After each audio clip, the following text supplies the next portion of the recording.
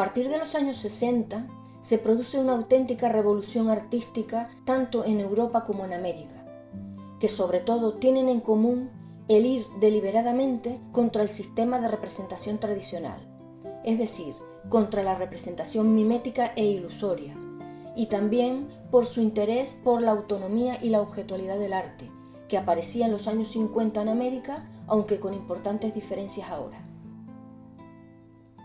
Una de estas diferencias es que todos estos movimientos hacían una crítica más directa al arte burgués, no solo rechazando los nuevos expresionismos, gestualismo y abstraccionismo como firmas autobiográficas, sino deconstruyendo los mecanismos de la representación tradicional, mediante un análisis de los elementos representacionales. El minimalismo toma de la tradición americana la necesidad de autorreflexionar sobre el arte como una práctica autónoma. Una de las maneras que tiene de ir contra la idea de representación clásica era, en primer lugar, desmontar la lógica del monumento. Esta lógica estaba resumidamente basada en la articulación de tres elementos: el signo, el pedestal y el lugar. Otros escultores de la época ya habían ido contra esta lógica, eliminando el pedestal. Pero lo que el minimalismo eliminaba no era tanto el pedestal, sino principalmente el signo representacional. Había incluso quienes decían que lo que el minimalismo había hecho era tumbar el pedestal y trocearlo para convertirlo en obra. El resultado era una forma pura y específica, colocada directamente sobre el lugar sin significado alguno. El minimalismo también cuestiona la idea de composición interna, es decir, la idea de que todo sucede dentro de los límites del cuadro o de la escultura, aunque ellos, a partir de ahora, denominarán a sus obras simplemente piezas, dada su carencia de significado. Para el minimalismo, lo interesante no es lo que sucede en el interior de las piezas, sino en los espacios exteriores, y también las lecturas que pueden hacerse entre ellas con sintaxis mínima. Con sus piezas se señalan los interespacios, los intersticios, que venían a ser justo los espacios que transitaba el espectador, en definitiva, el espacio de la galería. La escala era otro elemento de importancia. Las piezas solían tener gran escala, de manera que el espectador tenía que recorrer las obras para tener una noción de ellas. De esta manera, el minimalismo podía restablecer una pequeña conexión con la vida, al ofrecerle al espectador una nueva experiencia específica, la del recorrido. Al tener que recorrer las piezas, el espectador generaba una experiencia in situ, sin necesidad de aludir a la memoria, sino simplemente a su presente, a su aquí y ahora. Así empieza a cobrar interés la presencia de las obras, su escenificación y su teatralidad. Es a partir de aquí que se empieza a hablar de la idea de instalación. Los minimalistas, para atraer la visión del espectador hacia una obra que no significa nada, utilizaban formas muy pregnantes, esto es, que se pudieran percibir o aprehender unitariamente de un solo golpe de vista. Por ello, sus obras siempre tenían formas geométricas simples. Al eliminar la obra como signo representacional, ésta se volvía autorreferencial y no remitía ilusoriamente a otra cosa más que a sí misma. De este modo alcanzaba la categoría de objeto y formaba parte de la realidad como una cosa más del mundo. Otro modo de objetualizar las piezas era no ocultar el modo en cómo están hechas, por ejemplo, mostrando sus remaches, como es este caso. Eso sí, a través de un método de contención expresiva y economía de medios. Precisamente por vivir una época de optimismo industrial y de búsqueda de la objetualidad, contraria a toda artesanalidad, los artistas minimalistas encargaban todas sus obras a la industria, adquiriendo ahora sí el valor artístico, el dibujo y el proyecto. Sin embargo, los objetivos por conseguir la autonomía del arte fracasan. Su forma de trabajar reflejaba la sociedad industrial del momento. La repetición y la cuantificación también vinculaba este arte a la producción masiva, de manera que había una estrecha relación con la realidad que no permitía sostener esta idea. Intentaban escapar a los intereses imperativos del humanismo histórico para integrarse en el contexto real de la maquinaria de la producción, sin percatarse que esta producción de objetos era el mecanismo impositivo de la realidad del momento. Pretendían lograr que lo real fuese el lugar al cual escapar de una cultura humanista con valores estructurados y rígidos, en la que el arte era su signo más representativo. Sin embargo, no se dieron cuenta de que la realidad estaba igualmente impregnada de imperativos rígidos, llena de convenciones y estandarizada. No se percataban de que la industria se estaba convirtiendo en otra máquina imperativa de producción de subjetividad, que estaba estandarizando y estereotipando el campo social y sobre todo reduciendo su sensibilidad. Tony Smith, con cierta mirada anticipadora, ya nos mostraba esta sensación mortecina que estaba recorriendo el arte. Un cubo de metal construido era lo más parecido a la tumba del arte, y morir era su título.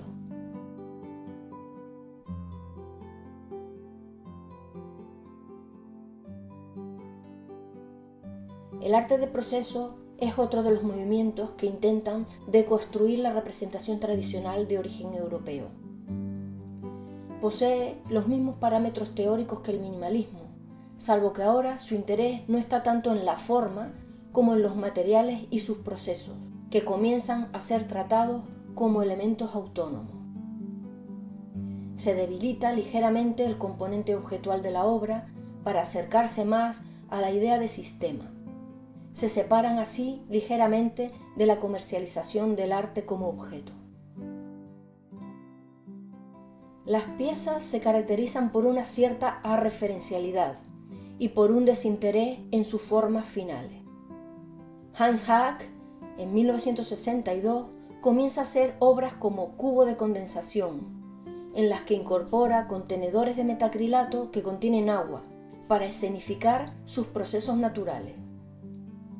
Hay ciertas referencias al minimalismo en su forma y en su vocabulario industrial, pero rompe con el concepto formalista del minimalismo. No interesa la forma, sino que la forma es una excusa para expresar a los propios materiales y su comportamiento, como en este caso es el de la condensación o evaporación del agua. Este cubo se comporta como un laboratorio, comparable a un organismo vivo, que cambia y reacciona a su entorno. Lo que va a ocurrir con la pieza no puede preverse, sino que cambia libremente en función de la diferencia con la temperatura entre el interior y el exterior. En esta pieza lo que sucede es un proceso de congelación del agua, que viene favorecido por un motor acoplado a la pieza.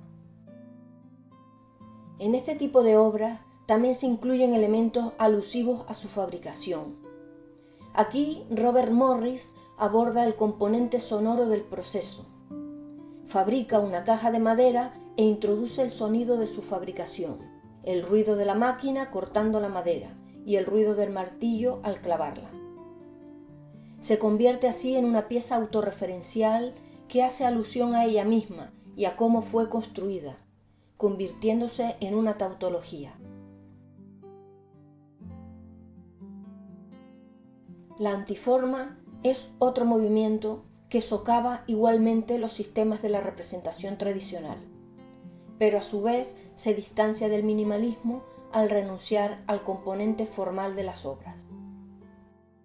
Robert Morris, además de participar en el minimalismo, también indagará en el problema de la representación más allá de la forma, con la utilización de materiales de difícil configuración formal. Resta así atención a la forma para hacerlo sobre el propio material, iniciando un movimiento que se denominó antiforma. Estos son trozos de fieltro amontonados que no responden a una forma determinada. Lo que expresan las obras son el comportamiento del material, su maleabilidad y su dificultad para su formalización.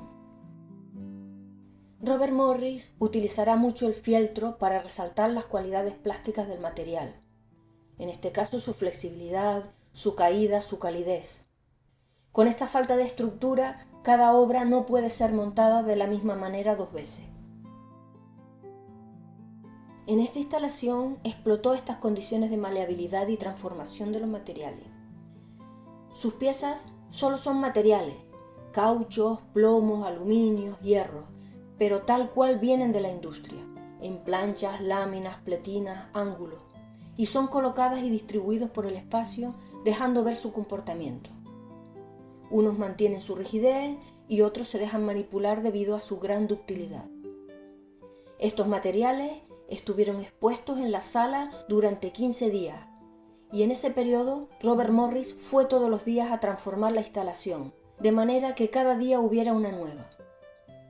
El espacio recordaría más a un taller que a una producción acabada como objeto.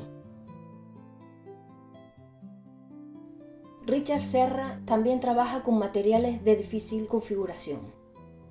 Influenciado por el informalismo y los dripping de Jackson Pollock, traslada el procedimiento al terreno escultórico para trabajar el material, aprovechando sus cualidades.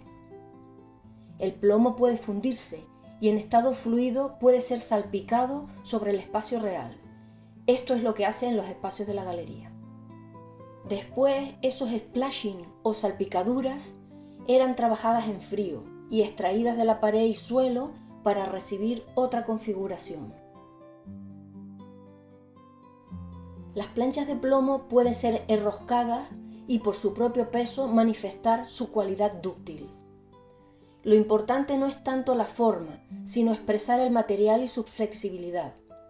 En este caso, no solo permite el enroscamiento sobre sí misma, sino el aplastamiento por el peso. En su línea de trabajos más tardía, Richard Serra usa materiales rígidos, aunque se sigue interesando por el comportamiento de los materiales en sí mismos y sus cualidades. Ahora compondrá con materiales rígidos y pesados, pero sin utilizar tornillos ni soldaduras, solo usando el peso y el equilibrio para componer. Eva Hess trabajará con materiales más rígidos, configurando figuras geométricas, pero muy alejadas de su factura industrial. Más bien al contrario, dejará ver su carácter artesanal y manual. Se aleja así del formalismo geométrico y minimalista, quedándose a medio camino entre la perfección geométrica y su imperfección manual. Otro movimiento artístico que aborda el proceso de deconstrucción del aparato representacional clásico con un cierto purismo y autonomía es el arte conceptual. La relación entre arte y objetualidad aquí es muy débil, pues solo es tomada como mediación, no como fin, por lo que podemos decir que lo interesante para este movimiento no es el objeto en sí mismo, ni su materialidad, ni su proceso de fabricación, ni su forma, sino su afirmación como idea. Si el arte minimal intenta vencer el ilusionismo de la representación, afirmando la objetualidad de la obra, el arte conceptual suprime la ilusión, eliminando el objeto artístico y su componente físico, para tocar de pleno su carácter textual. El arte será entendido como afirmaciones textuales del arte, y Kossuth llegará a esa postura radical que es la de definir al arte como idea de arte, en su conocida obra El arte como idea. Sus piezas se convertirán así en definiciones lingüísticas.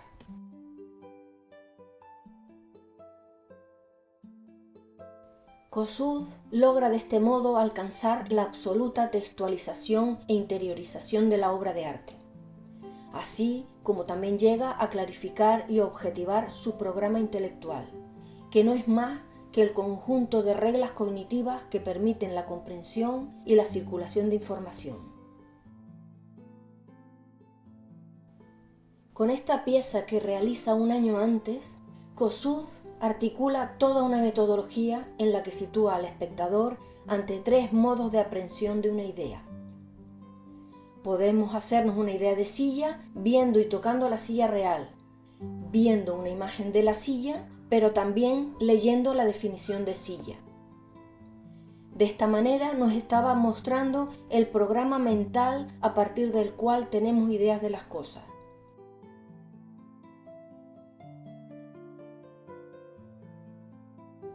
El grupo Arte y Lenguaje también trabaja con material textual. Son conscientes de que este tipo de obras no van dirigidas a la sensibilidad, sino directamente al entendimiento. Por ello, las formas artísticas de presentación de las ideas no imitan a las imágenes, sino al propio método archivístico y científico de acumulación y clasificación de datos e información, aquello que Benjamin Butlock denominase estética de la administración. Estas obras aluden a la información y a la hipertextualidad directamente. Las obras están vinculadas a sus contextos, y estos contextos no son más que información, estructuras del orden y acumulación de datos que requieren de lectores y no de espectadores. El arte se sumerge con radicalidad en los grandes espacios de racionalización. De ahí que se utilizasen archivadores, libros y localizaciones espaciotemporales como modo de ordenamiento, es decir, herramientas de la razón y de la ciencia a favor de la precisión. No obstante, el excesivo interés por el lenguaje como sistema y por la racionalización de las cosas consigue que el sentido, que tiene que ver más con el sentir, se fugue y las obras nos muestren su gran vacío. La sustitución del espectador por el lector implica una renuncia a la sensibilidad a favor del pensamiento racional. Esto significa una importante pérdida que hace que el arte acaba siendo, como lo define John Baldessari, enormemente aburrido o sin interés. Sin embargo, a pesar del importante fracaso del arte conceptual por su pretendida objetividad y por su renuncia a la sensibilidad, también nos deja la conciencia de que la textualidad constituye un material artístico. Nos deja también la idea de que la cultura y los discursos que la recorren son construcciones textuales y que la información y los textos son su materialidad. El arte contemporáneo hoy incorpora la textualidad como un material más, abriendo un espacio útil para concebir el lenguaje y las prácticas de archivo como materiales que se pueden interpretar, reconstruir o poner en crisis desde puntos de vista diferentes.